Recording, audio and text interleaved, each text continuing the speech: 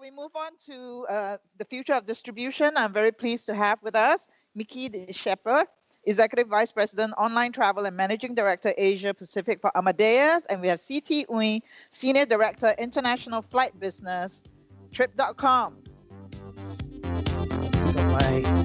Got my finger off now. Okay, so CT. Yes. We last good met. to be here. Can you believe that? We last met at WiT Indy in Penang. That was our last physical event. And here you are again at our first physical event since the world went dark. So welcome to Singapore. Thank you. It's good to be back. Yeah, so that was him, and you were saying at that time, we can control fear, and from there we can instill confidence. So you still totally believe that. This is also your first business trip outside China? Yes, after 9 months. After 9 months. And so you've experienced the green lane arrangement between Singapore and China because you arrived here 3 weeks or 4 weeks ago? 3 weeks ago, yeah. 3 weeks ago. What has to change before normal business travel can resume?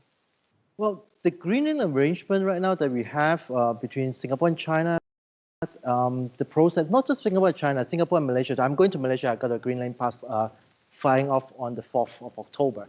But the procedures are so cumbersome. Information are scattered. I got to check both sides from Singapore and China side, and then Singapore and Malaysia side, how to go through the process of COVID test, appointment, and so for visas and everything. Unless it's really dying needs, you need to go there. If not, what essential travel? You can do it over a Zoom call. That's the most important thing. First of all, for example, going to Malaysia, Greenland going to Malaysia, there's a limit on the daily travel applications. Yeah. So they're limiting the people.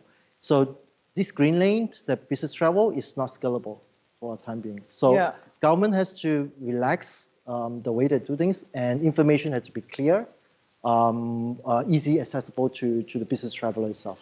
Yeah, I mean, that's why we, had that panel on how you actually just kind of open a safe green lane, to make it possible for more mass travel to... Correct. What I don't get, though, is, when I interview everybody from Amadeus to Travelport to, WeGo, and everybody's coming up with all kinds of apps that say COVID entry check, this check, this check.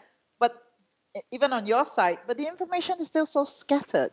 So why can't we all get together and sort of have this one repository of every information that is needed for people to travel?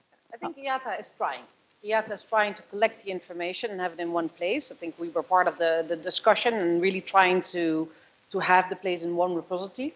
It is just changing so frequently. So it's very hard to keep up to date. Governments are making changes as we go. And basically, while you're on a trip, things can completely change. Absolutely. So people have no playbook for this. It's a new way, and everybody's basically trying to invent on how it works. So I think one of the things we need to do is start learning from each other as quickly as possible, and indeed find a central place where we can collect all that information, because it is really the uncertainty of knowing if you can go, how you can go, and if you can come back, that is holding back travelers. Right, so maybe I'm naive because, when I hear about words like how the travel industry uses, AI, machine learning, data analytics, you would think that every time a change is made, then it will automatically zoom into this one magic place where the information... I mean, doesn't that happen, guys? And it's a big challenge, also with all the flights being scheduled, being pulled out. So one of the things we started doing is collecting all that information and trying to push that to the travel agencies that work with us, because trying to keep them up to date, because it is hard to keep scanning everything and to see what is changing. But there's an enormous need for data. That's the one thing we did a survey with our customers around what is the thing you need, and they all say, please give me data, give me insights, what's changing. Yeah, but I think data is not what's missing, it's the organization of data, right? I mean, there's so much data, it's just the organization. So for this crisis, what do you think this crisis has exposed? Like, what's the biggest weakness in the distribution model has it exposed, Mieke? I would say in the flight distribution, there is much more centralization than there is, for example, in hotel. But still there, when it's different and when it's new, it really takes a lot of time to adapt and to adopt the new standards. And it's hard to get everybody coordinated. And I think the complication is not so much the industry. I think the industry is kept coming together, they're aligning, but it's really the governments. It's been very hard, I think, to connect to them on a structural basis across the world. Okay. So you see initiatives like in Europe, like Chee shared. In Asia Pacific, it is even more dispersed. So it's really hard to get people together. Okay, CT, I mean, China is really good at fixing things, right? So what was the biggest thing that Trip.com had to fix at the moment when the crisis happened and the pandemic and the cancellations? What was the thing that you had to fix the fastest? It's actually airline refunds, unfortunately. I think everybody here in this audience faces the same problem. It's keeping track with all the airlines refunds procedures, the travel advisories that we had to come up with. We have a team of people sitting in the office, combing through all the government's websites for travel advisories so that we can have, we structured them into structured messages, which I can actually do more structured way of doing refunds at the back. Plus also the airline policy itself, we structure the airline policy. It makes things worse when the airlines comes up with not just the global policies, but policy for each point of sales. That will, for global OTA like us, that give us the most headache, and that's the first thing we need to fix. The second thing to be fixed is actually information providing to the customers. What we need to provide, the clear informations that the customer do not need to jump here and there to look for. Transit informations, restrictions on entries, what is required, whether it's visa or not, can they travel there or not. Bear in mind, for example, if you go to, for example, when I come back to Singapore, there are OTAs who give me a transit flight from Taiwan. There are many OTAs give me transit flight in Taiwan. You can't transit in Taiwan. So, for example, areas like this will create problems for the traveler. When imagine the traveler goes to the airport and just found that they can't transit in Taiwan. Right. Yeah. So that it creates more problems, right? Correct. Yeah. Okay. Correct. Sorry, if you have any questions, please put up your hand here. We have CT and Mieke ready to answer your questions about flight distribution, which is highly complex. But Mieke, you have prepared some slides on booking data. So, I think we are all so happy to see some recovery data. So do you want to go through very quickly? I'll go through it very quickly because, I mean, we've seen quite a bit of data already. Yeah. And so I think one of the interesting things specifically on APAC, that the domestic piece, things from a capacity perspective, never went down as much as anywhere in the rest of the world. So, I mean, we've got a couple of large countries with domestic travel, and that maintained, and that's also recovering faster. But the international piece is basically gone in Asia Pacific, and it is not recovering. What is interesting to see when you look at specific on the next slide, from specific countries, and I know it's very small, but Korea and Taiwan have recovered quite a bit. Some interesting countries like New Zealand and Bangladesh are doing quite well, but then there's countries really lagging behind quite a bit. Australia, Philippines, that are not showing any signs really of recovery. What is interesting as well to see the difference in travelers. I mean, in the next slide, you basically see, so actually the booking window is interesting. So we've done a study to really look at the booking window, and actually it's 17 days shorter than it was pre-COVID. Now, many hotels are already used to this, where booking windows became shorter and shorter, but actually the airline industry did a great job at maintaining booking windows with all their policies. But now also the airline industry is starting to see this kind of booking window reduction, which has massive implications for the revenue management strategies that basically can go out of the window. Yeah, exactly. All the historical data has disappeared. So I think it was none covered. of that is useful anymore. Yeah, it was covered by Ixigo and Traveloka too, right? Yeah. Like domestic travel just as much more spontaneous. Is that what you're seeing in China with your recovery? Like, so are the booking windows even more compressed? They're even more compressed, actually. For example, the few factors to it. One is that the consumers are worried that the flight will be cancelled, because flight cancellation is very common during this time. So they want to book as late as they can. And also the uncertainties of visas and also uncertainties of information they need to continue to check. So by the time they finish checking, the time booking window is very short. They also face a dilemma because now with the limited number of flights, if they book short, if they book late, they can't get the seats that they wanted, the flight that they wanted. Yeah, and that's a big issue because a lot of flights are being scheduled, but then that's a complication, and that's where the agencies are still struggling with all the refunds and rebookings because of the uncertainty of flights actually happening. But again, I understand the airlines are in a difficult situation there too. Sure. Okay. Yeah. But it's, I think we need to find a way, and we're trying to find a way as well to get the information across and to see how we can really support the travelers. So let's go to the future, and definitely the future will be smaller, just like with the WiT event. This is what Kappa said in the next slide, which is basically, 30% fewer airlines, lower frequencies.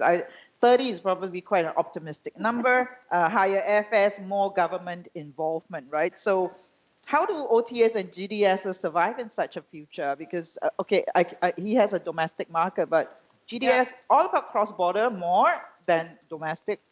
How do you survive in a smaller future? No, and our business is heavily affected because, again, our business basically drives really on having planes in the air. But we do also other, quite a bit of different things. We've diversified over the years. We have a hospitality business. We work quite a bit with airports and airlines, and we provide IT solutions. And actually what is interesting, you see some of the right players, or actually what we believe are the winners, they're doing the investments in technology at this moment.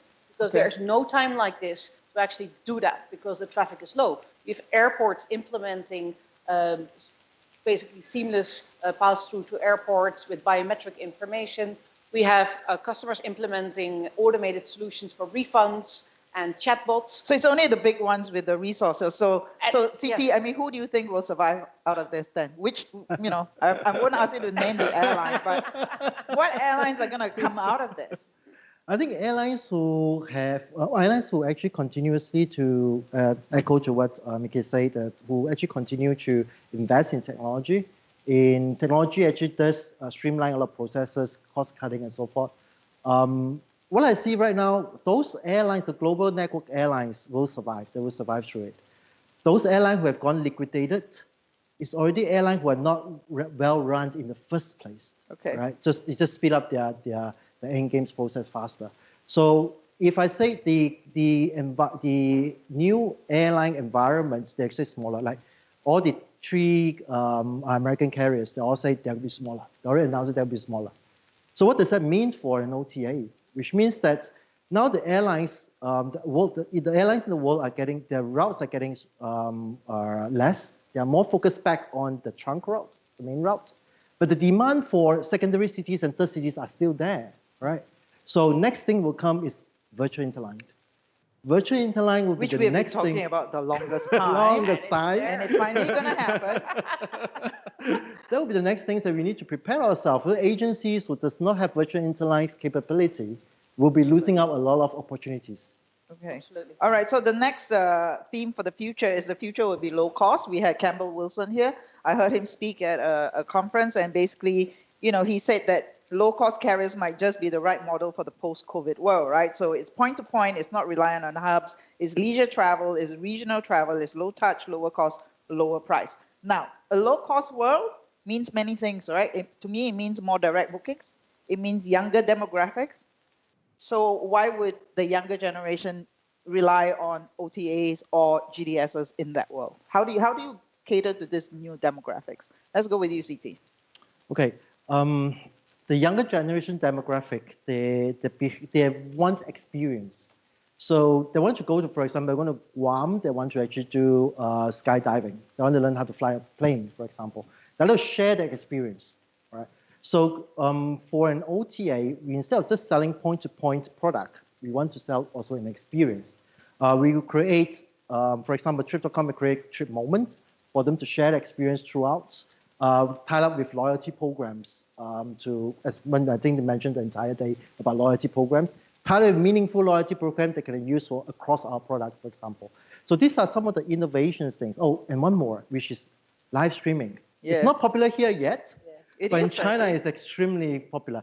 In China, we call it Douyin. Douyin is equivalent to TikTok. It's big news now, TikTok, for example, in the US. For example. These are... So big, they want to shut it down. Yeah, so they want to sell it. But live streaming is definitely taking off in Southeast Asia too. We're seeing it in Indonesia. We tried it actually in Singapore. We tried it in Korea, Japan, and Singapore itself, and Hong Kong. We get quite good response in Korea, in Hong Kong, and also in Singapore, not bad sales from Conversions? Conversions, not bad conversions actually. We sell hotels staycations. So in Singapore, can we sell staycations? But in China, our co-founder and chairman, James Liang, Yeah. he cosplay and Yeah. bring and do live streaming selling products online through social medias. And he done it for like maybe 20 or 30 sets throughout different provinces to stimulate travel and to sell product. And it's a great a way to reach the younger audience, and we receive a lot of good results from it. Okay, so live streaming is a definitely a breakout moment, I think, you know, The for next everybody. generation's Yeah, one. definitely. Okay, so we're gonna go to the third theme, which is the future is more direct. Mieke and you basically challenged me, and you say, is the future really more direct? It's not. Because actually what we foresee is that already that actually about 61% of all flights online are intermediated. Now it can be through a traditional, through travel agencies, or it is through what we call media and marketplaces. Yeah, so all those direct flights, that customer acquisition is done through other places. And when just talking about how younger buyers are buying, they're buying on those platforms through social media, through where they buy all their stuff. So it's not really more direct. Now, what you see with the increase of more direct connections and airlines pushing directly, which is all fair to wanting to connect the consumers directly, it has actually increased the need to be able to find all that content. Yeah. So it is not much more direct in terms of, it might be for the actual purchase, but the experience, the shopping experience is actually more in one place, and it becomes more complicated with having information even more dispersed. So again, is it more direct? No, actually there's more distribution need. It's not just distribution of booking, it's distribution of information and search capabilities. In fact, they say that the future will be even more complex, and you probably have a lot more intermediaries post-COVID than now, right? Just like you said, just a kite, you see one more intermediary come out. If it's not GDS, you'll be another aggregator. It's impossible for agencies to do direct connect to every single airline. It's just not cost effective. And trust me, IATA NDC has, yes, there is supposed to be a complete standard, but every airline has a different deviations too of an NDC standard. So keeping track to that is actually I mean, Singapore Airlines just introduced Chris Connect to the US market this week. Yesterday, we had Johnny Thorson, who basically said that the NDC was too complex, too complicated, too antiquated, and it's not gonna work. What do you think? No, NDC will work, and we're fully behind it, and we're driving it. And especially, I think we're making sure that it's implementable. Because one of the things we've seen that servicing is absolutely key in a sector like this, and that's what we're also building out, making sure that we make NDC work, not just on the airline side, but also very much for the travel agencies. Okay, so GDS surcharge becoming a norm. I got a question from the audience. GDS surcharge becoming a norm originating from Lufthansa.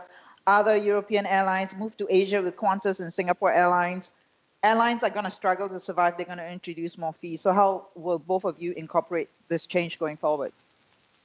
I don't think it's the norm. Yes, there are a few airlines that have the GDS surcharge. We believe that still many airlines value the reach. We've just got an agreement with Southwest. We work with Japan Airlines as kind of a preferred distributor at this moment. And the reality is that the risk I see is that this is really only helping, honestly, the bigger ones getting bigger. Yeah, so the bigger agencies. It's really challenging for the long tail of agencies, the smaller retail and business travel agencies locally to participate in this game, because it's impossible for all the airlines to have commercial relationship directly. I know CT is one thing. How does GDS just make me bigger? I know CT wants to say something. CT, do you want to say something about surcharges?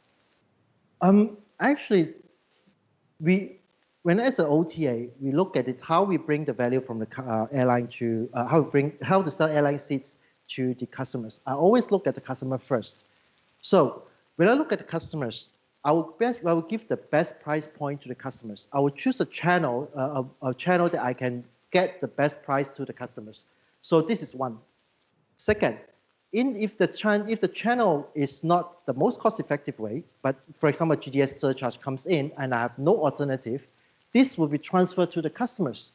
But also, the airline has to think about it. When you put a GDS surcharge and your technology can't support your direct connect, your strategy can't support it at that moment, your price point will be higher than your competitors. Yeah, you're going to look out at that. Yep. Okay, so. All right. So we're going to go to rapid fire, unless there are questions coming from the audience. Okay, CT, Airlines will need OTAs more after COVID because? We are very cost-effective distribution for them. Okay. Mieke, airlines will need GDSs less after COVID? More for technology and distribution. Okay. CT, one thing that GDSs should fix? GDS surcharge. It doesn't make me bigger, you know. Okay, Mieke, one thing that OTAs should fix? To really focus on what they're best at and partner with other people. Okay, CT, Agoda is building its own flights. What's your advice to them? Did you hear Cyril's advice to John earlier today? What's your advice to Agoda? It's a very low margin, cutthroat market, a business. Be ready to invest. Okay, so if you were building a new kind of OTA now, what would you build? Sorry? If you were to build a new kind of OTA, so you say airlines are low margins, right? What would you build then? There are niche markets which, for example, a hotel is definitely a way we can higher margin, but we can do the experience travel, targeting families, for example. Those are the ones which I actually spend and catering for certain experience where they can actually go for and show to that this is something that's unique. Travel. And using live streaming. Nice. Okay. Mieke, what do you wish you understood more of at this time? At this time, overall, I would say politicians and men, or the combination of those. Politicians and men. Yeah. Please join me in thanking CT and Mieke. Thank you. Thank you.